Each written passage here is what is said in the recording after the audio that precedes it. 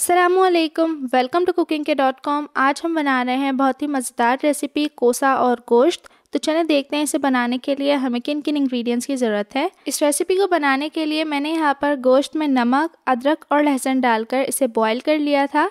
आधा किलो कोसा को मैंने यहाँ पर छीलकर इसे दरमियाने पीसेस में कट कर लिया है। 1 अदद बड़े साइज़ के टमाटर को चॉप कर लिया है।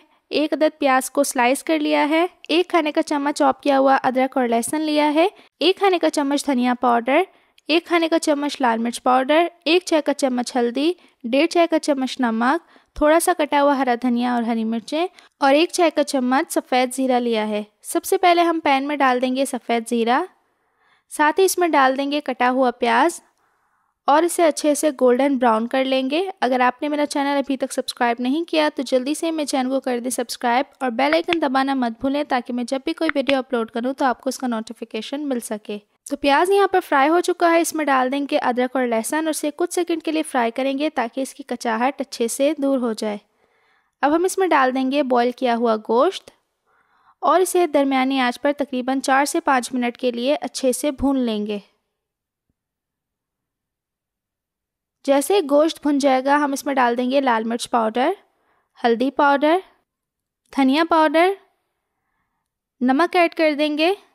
साथ ही इसमें डाल देंगे कटे हुए टमाटर और इन तमाम चीज़ों को हम अच्छे से भूनेंगे। हमें इसे इतना भुनना है कि टमाटर अच्छे से गल जाएं और तेल अलहदा हो जाए। तो यहाँ पर गोश्त भुन चुका है। इसमें डाल देंगे कटा हुआ कोसा और इसे अच्छे से मिक्स कर लेंगे।